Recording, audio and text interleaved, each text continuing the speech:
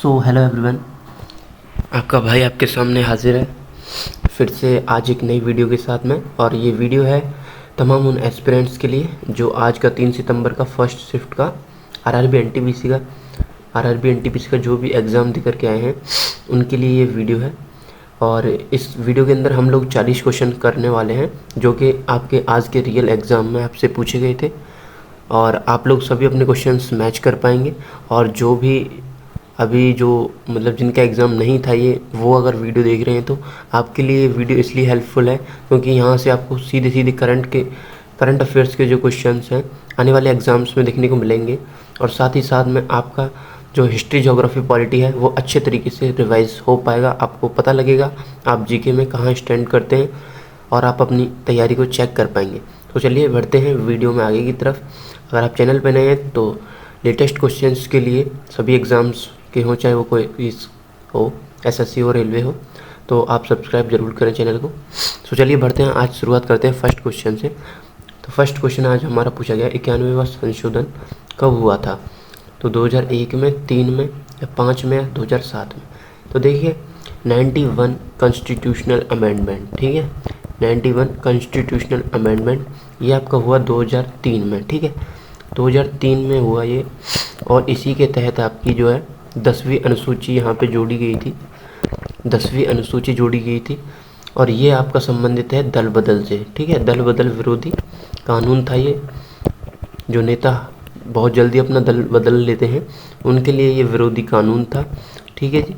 और इसका एक यह भी लक्ष्य था कि इसने मंत्रिपरिषद के आकार को जो है सीमित कर दिया था 15% तक। मतलब लोकसभा में जितने आपके मंत्री होते हैं उनका 15% ही प्रधानमंत्री सहित मंत्री हो सकते हैं, कैबिनेट मंत्री हो सकते हैं, ठीक है जी। बात करते हैं नेक्स्ट क्वेश्चन की जो आपसे पूछा गया। तो नेक्स्ट क्वेश्चन हमारा यहाँ पर पूछा गया था कि अमरकंटक की जो पहाड़ी हैं वो कौन सी नदी से निकलती हैं? तो अमरकंटक की पहाड़ी से कौन सी नदी निकलती है? तो गंगा निकलती है, नर्मदा या यमुना या फिर गोदावरी? तो देखिए आप में से ज़्यादातर लोगों को पता भी होगा कि नर्मदा नदी जो है एमपी में अमरकंटक की पहाड़ियों से निकलती है, ठीक है। और इसमें ज़्यादा कुछ बताने की ज़रूरत है नहीं। तो चलिए बढ़ते हैं नेक्स्ट क्वेश्चन की तरफ। सो नेक्स्ट क्वेश्चन जो आपसे पूछा गया वो पूछा गया एमपी में जो विंध्याचल की कैमूर पहाड़ियाँ हैं वो बिहार के किस ज़िले के साथ में सीमा साझा करती हैं? तो बताइए रोहतास ज़िला है या कैमूर है या औरंगाबाद ज़िला है या गया है? तो इसका राइट आंसर है रोहतास ज़िले के साथ में जो कैमूर पहाड़ियाँ हैं वो बिहार के रोहतास ज़िले के साथ में अपनी सीमा साझा करती हैं। सो जो नेक्स्ट क्वेश्चन आपसे पूछा गया वो पूछा गया कि भारत में जीएसटी वस्तु एवं सेवा कर किस वर्ष में लागू हुआ था? आई होप आप में से 90% लोगों को ये पता होगा। तो बताइए इसका क्या आंसर रहने वाला है। 2015 में लागू हुआ, 16 में, 17 में, 18 में?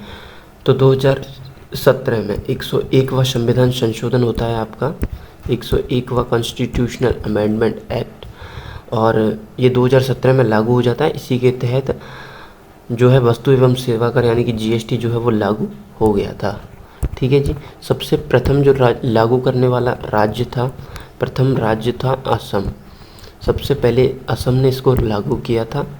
तो ये भी आपको एक्स्ट्रा फैक्ट में याद रख लेना है, कई बार पूछा जाता है।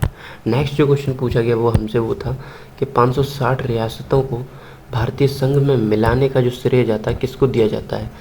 तो ये भी आप में से बहुत ही लोगों को पता होगा, बहुत सारे लोगों को। सरदार वल्लभ भाई पटेल जो इसका करेक्ट आंसर है।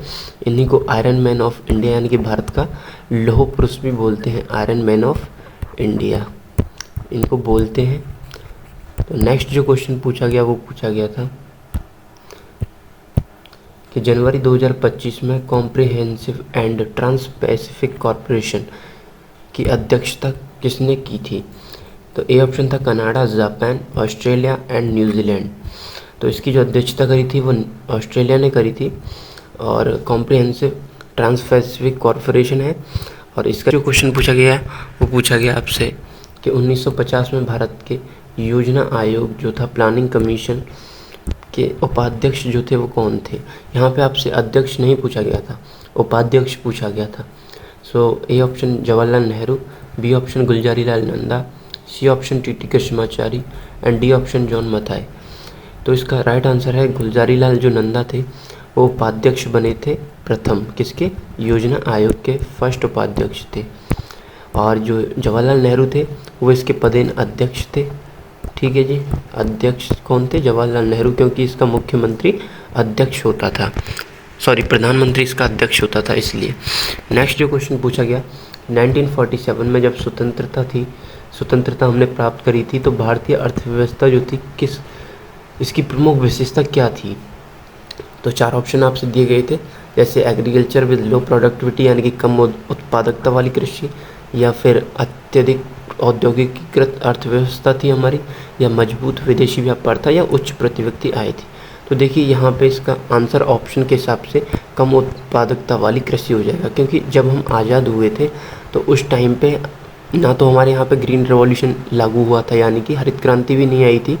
तो उस टाइम तक हमारी जो कृषि थी वो बिना किसी मतलब कृषि उपकरणों के और बिना फर्टिलाइज़र्स वगैरह के की जाती थी, इसलिए जो थी वो उत्पादकता होती थी वो कम होती थी। सो नेक्स्ट जो क्वेश्चन पूछा हमसे गया आज वो था कि किस आईआईटी संस्थान ने जापान के साथ मिलकर सेमीकंडक्टर्स रिसर्च पर पार्टनरशिप की है।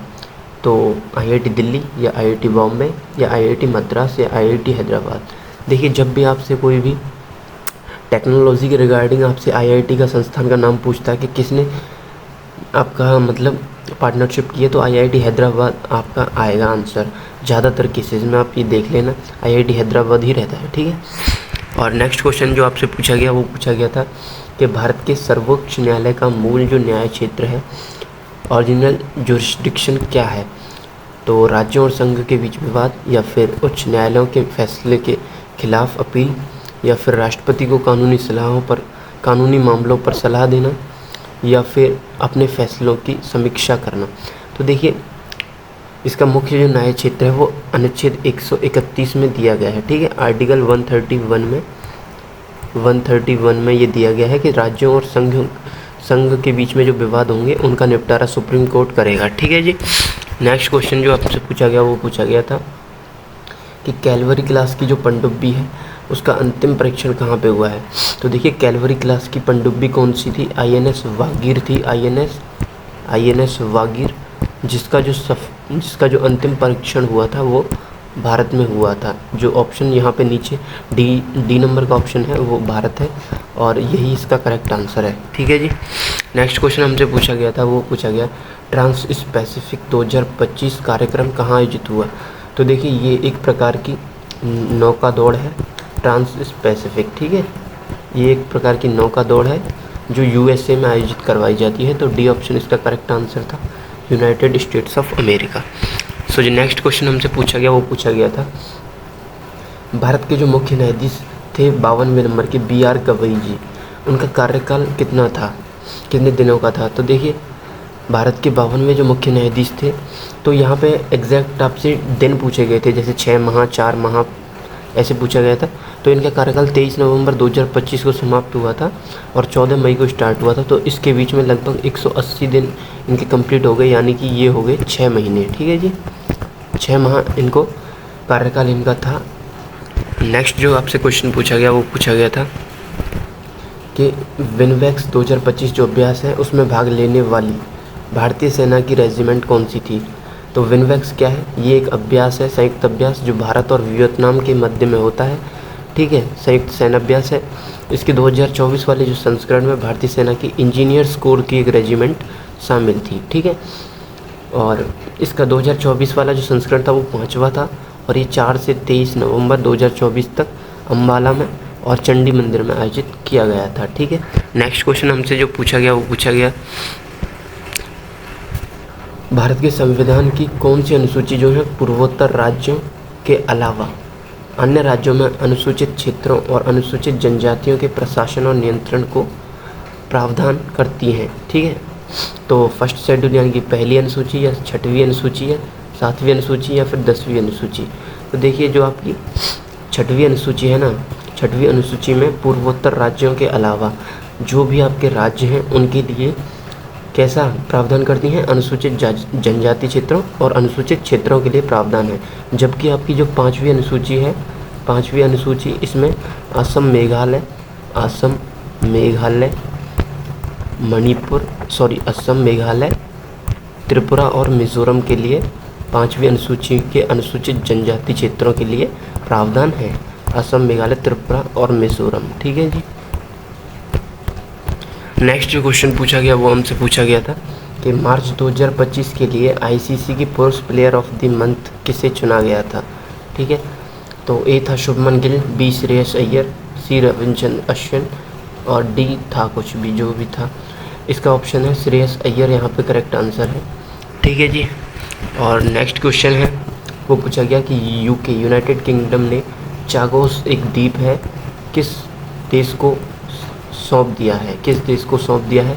तो ये मॉरिशस का एक द्वीप था जो यूनाइटेड किंगडम ने कब्जा रखा था और अब जाके इसने मॉरिशस को ये द्वीप लौटा दिया है, चैगोस द्वीप जो था। नेक्स्ट जो क्वेश्चन हमसे पूछा गया, किस मंत्री ने भारतीय विमानन अकादमी में विमान करियर प्रोग्राम की शुरुआत की है? ये भी करंट अफेयर्स का क्वेश्चन था।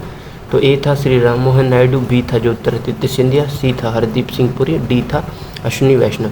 तो देखिए राम मोहन नायडू जो हैं हैदराबाद से ये मुख्यमंत्री हैं और इन्होंने ही यहाँ पे आपकी विमानन अकादमी में विमान करियर प्रोग्राम की शुरुआत की है, श्री राम मोहन नायडू जी ने।